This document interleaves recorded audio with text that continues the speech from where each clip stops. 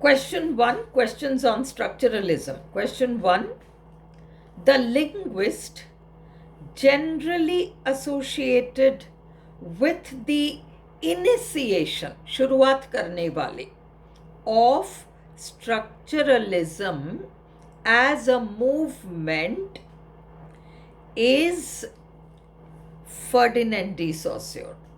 इन्होंने इसको शुरू किया, क्लॉड लेवी स्ट्रॉस ने इसको बहुत आगे बढ़ाया है, और साइमन ब्लैकबर्न ने इसकी एक डेफिनेशन दी है. ये भी आपको याद रखनी पड़ेगी, यहीं पे क्वेश्चंस में आ जाएगा वो.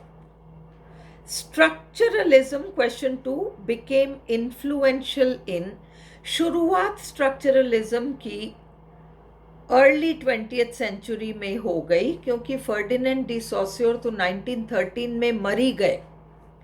उससे पहले उन्होंने शुरू कर दी थी, तो शुरुआत इसकी शुरू में हो गई, बट पॉपुलैरिटी इसने पकड़ा है, इन्फ्लुएंशियल बन गया है 1950s एंड 1960s में.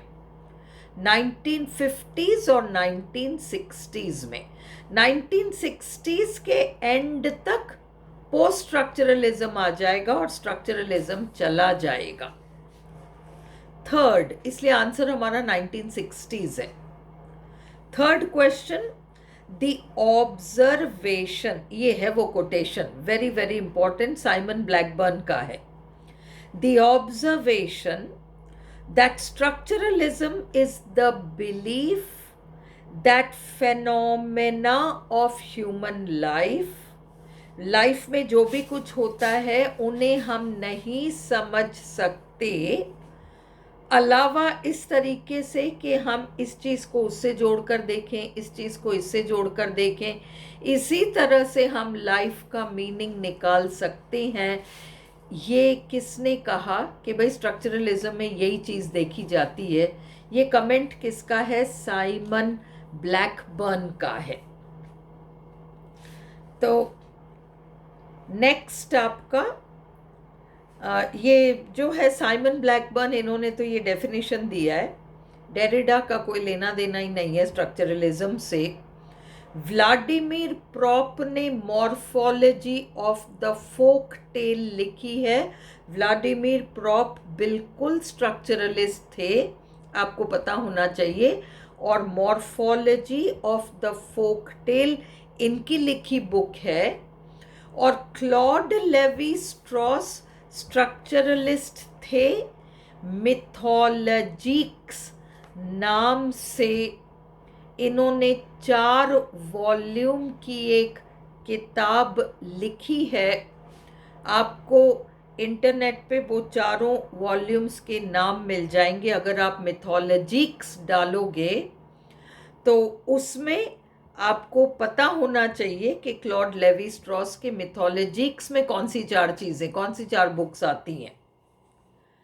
Question 4, Structuralism spread all over the world following a rise in its importance in France.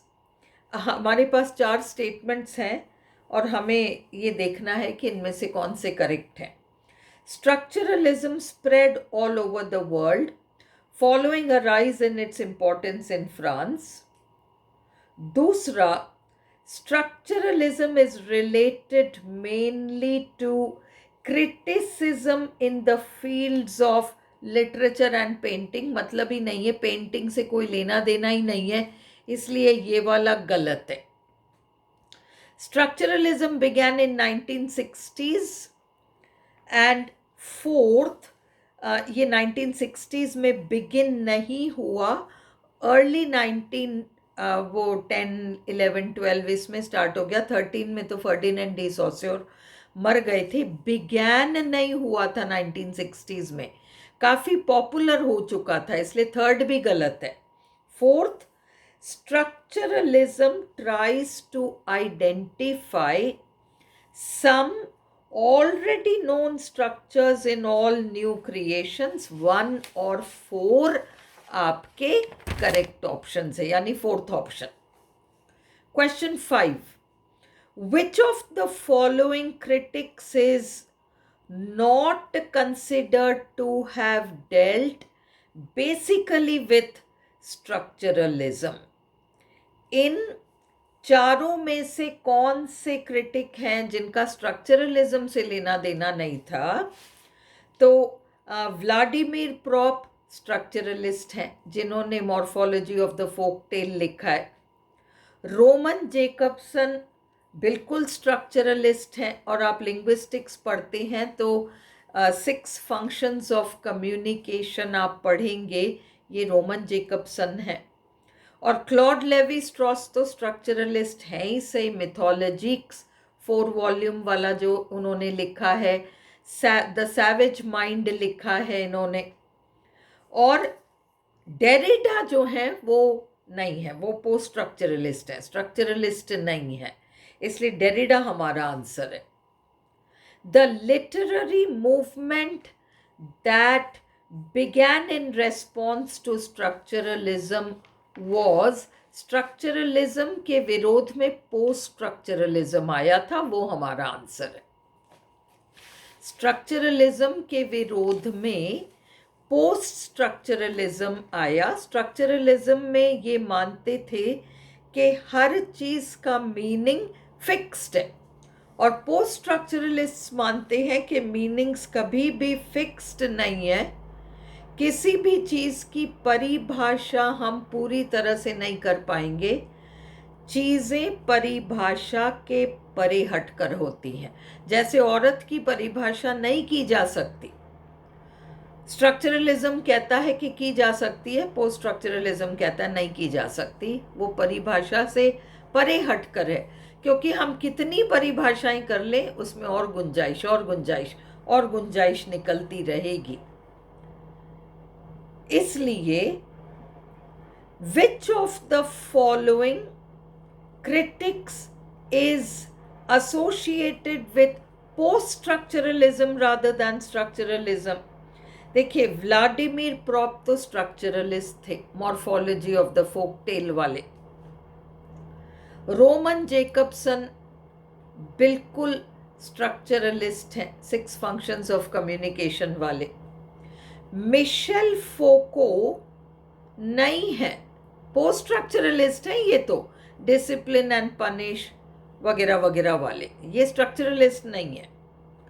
और जैक्स लॉकॉन बेसिकली साइको एनालिस्ट थे, साथ साथ स्ट्रक्चरलिस्ट भी थे, और बाद में पोस्ट स्ट्रक्चरलिस्ट भी बन गए।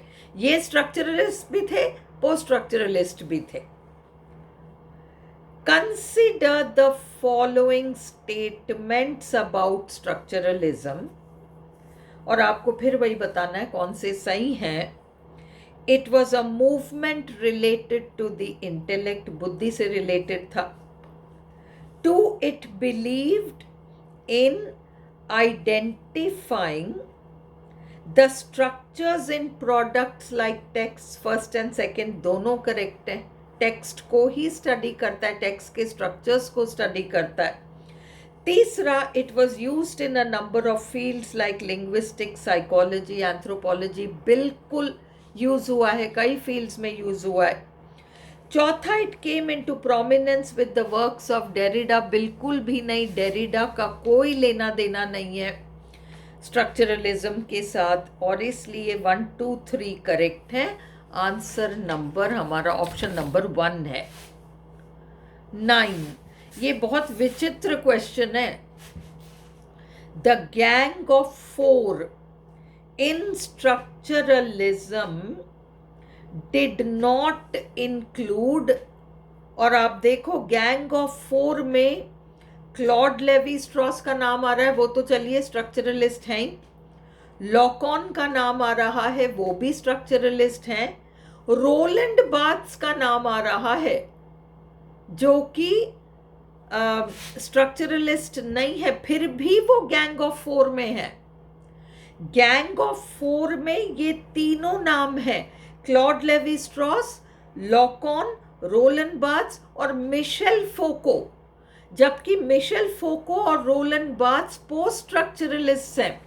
फिर भी स्ट्रक्चरलिज्म के गैंग ऑफ फोर में इन दोनों का भी नाम आ रहा है, और बेचारा जो स्ट्रक्चरलिस्ट था व्लादिमीर प्रॉप, उसका नाम नहीं आता गैंग ऑफ फोर में।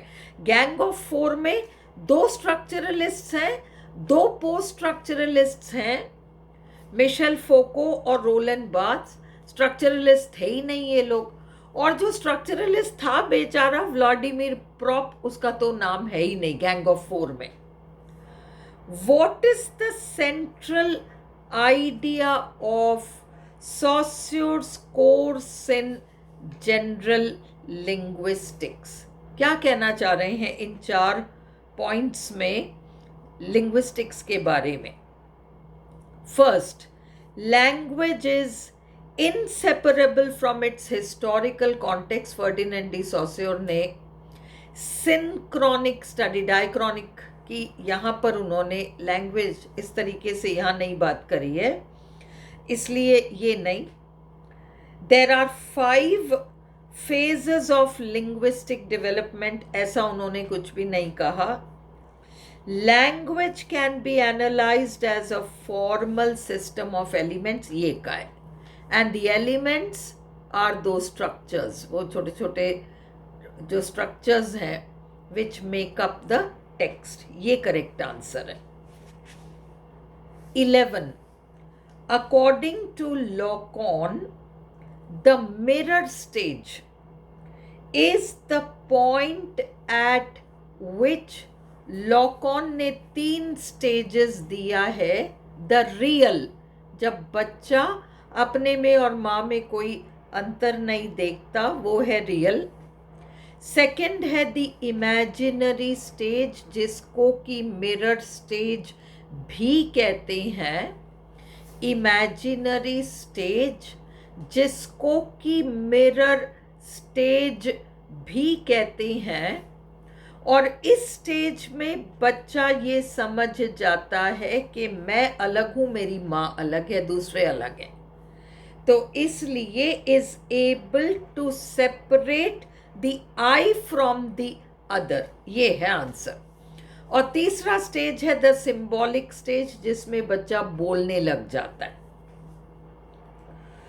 What did Freud believe about the unconscious? Sigmund Freud ने अनकॉन्शियस के बारे में बहुत कुछ बताया है।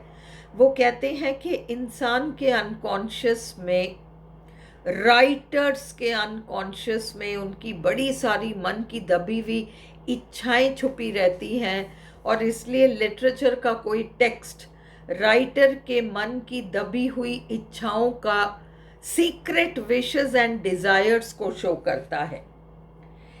Answer, it contains secret instincts and desires that are repressed. Writer की दबी हुई इच्छाओं को शो करता है। ये अगला क्वेश्चन इसी को अलग तरीके से पूछा है। What fundamental idea does psychoanalytic criticism hold about literary texts?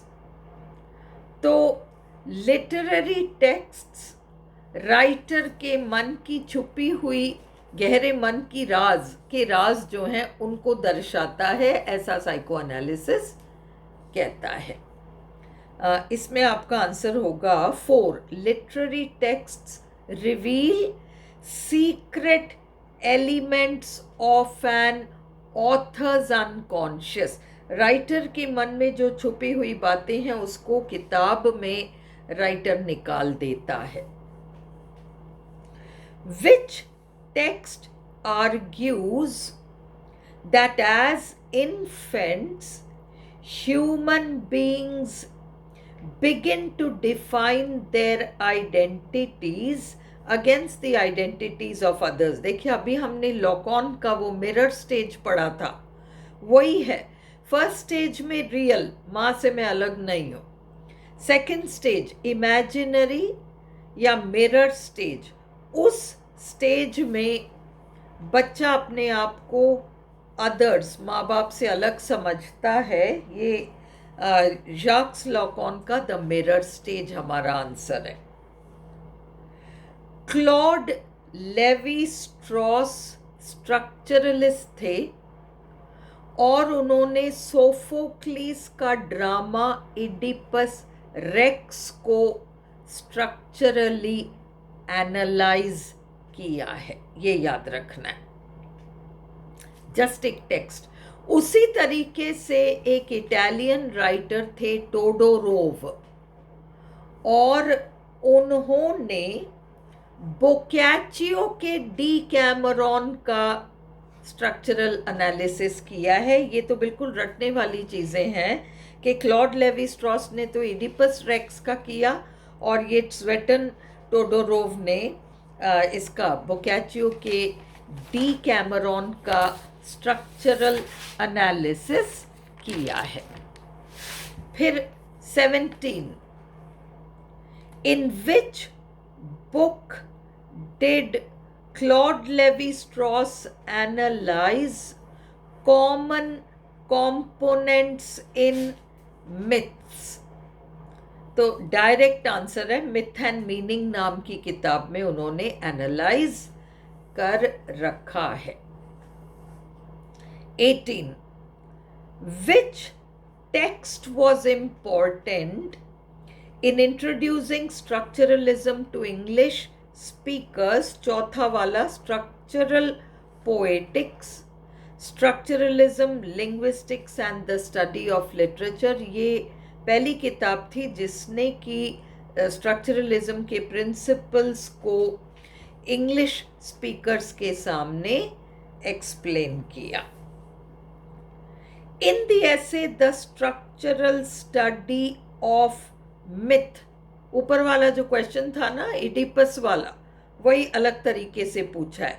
In the essay The Structural Study of Myth, which myth does Claude Lévi-Strauss primarily analyze? Oedipus myth. Who among the following proposes that the unconscious comes into being only in language? लॉकॉन जो थे, लॉकॉन unconscious को language से जोड़कर कहते हैं that the unconscious is structured like language, ये उनका कहना है। अब लॉकॉन ने नीड, डिमांड और डिजायर, तीन चीजें बताई हैं। नीड, डिमांड और डिजायर, और उन्होंने तीन स्टेजेस बताए हैं। रियल, इमेजिनरी जो मिरर स्टेज कहलाता है, और सिंबॉलिक ऑर्डर। अब रियल वाले स्टेज में नीड्स रहती हैं,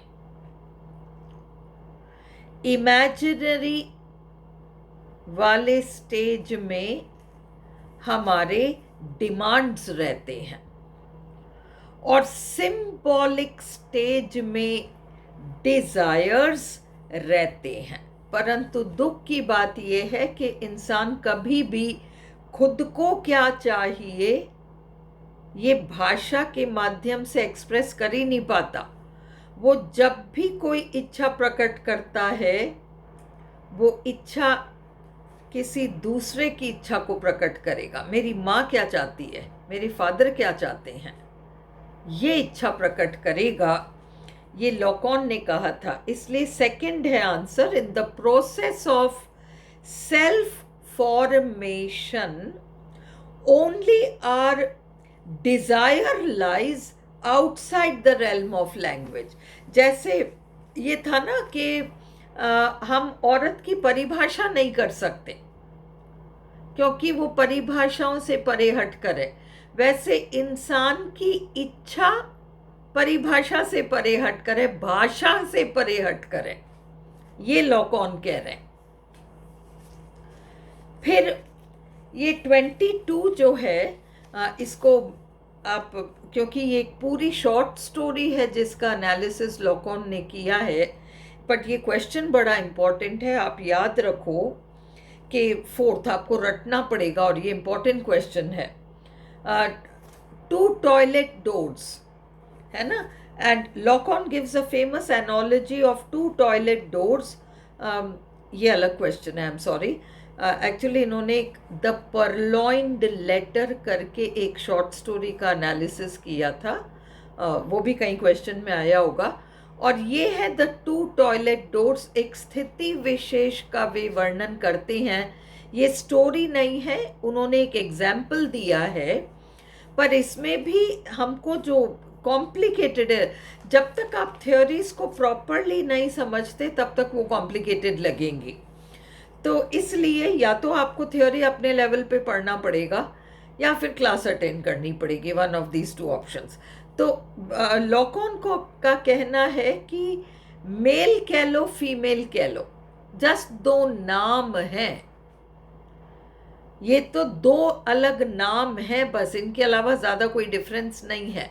इनके लिए अलग सिग्निफायर्स हैं, उनके लिए अलग सिग्निफायर्स हैं।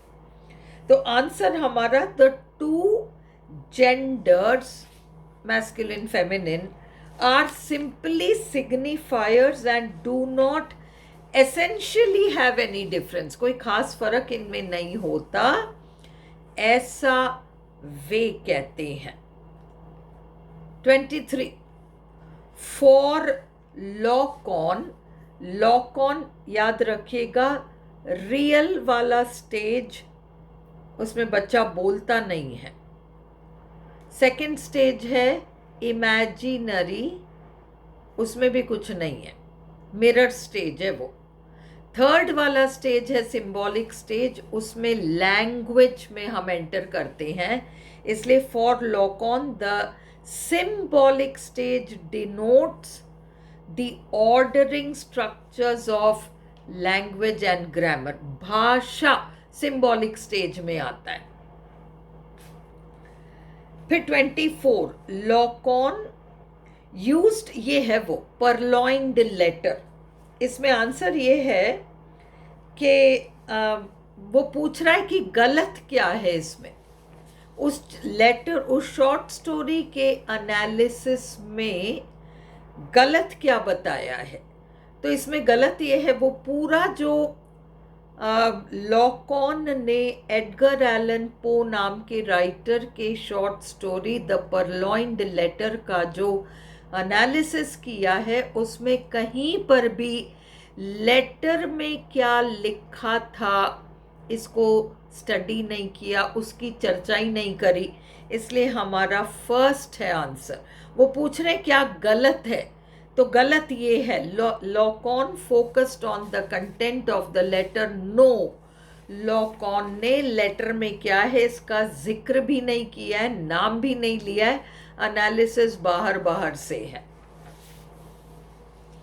Last, which of the following statements is incorrect, गलत क्या है विथ रेफरेंस टू स्ट्रक्चरलिज्म। तो इसमें in a structure the constituent parts are always subservient to the whole। वो कह रहे हैं कि स्ट्रक्चर में जो पार्ट्स हैं वो होल के सामने छोटे होंगे, फर्स्ट पॉइंट। दूसरा, each of the constituent parts gains meaning and relevance, her part का अर्थ दूसरे पार्ट के रिलेशनशिप में है। फर्स्ट भी करेक्ट है भाई, स्ट्रक्चर, अगर आपने साइन सिग्निफायर सिग्निफाइड पढ़ रखा है तो साइन बड़ा है और सिग्निफायर और सिग्निफाइड, सिग्निफायर्स छोटे छोटे छोटे, जैसे दीवार बड़ी है, ईंट प्लस ईंट प्लस ईंट प्लस ईंट मिलकर दीवार बनाते हैं, कुछ वैसा ये सिग्निफायर्स छोटे छोटे छोटे जुड़कर साइन को बनाते हैं। तो फर्स्ट पॉइंट आपका सही है। सेकंड पॉइंट भी सही है, सब आपस में एक लिंक रखते हैं। थर्ड गलत है कि ये जितने भी सिग्निफायर्स हैं ये आउटसाइड है, नो, इनसाइड है। दीवार में हर ईंट का अपना अपना एक स्थान है और अपना अपना एक इम्पोर्टेंस है। ईंट कभी भी ऐसा नहीं हो सकता, अगर हम दीवार की बात कर रहे हैं और ईंट के दीवार की बात कर रहे हैं तो ईंट उससे बाहर नहीं है, ईंट उस दीवार के अंदर ही है, कुछ ऐसा। क्योंकि स्ट्रक्चरलिज्म थोड़ा डिटेल में समझना होता है, इसलिए थर्ड ऑप्शन आपका आंसर है। Last, who wrote the morphology of the folk tale, ये व्लादिमीर प्रॉप ने लिखा है।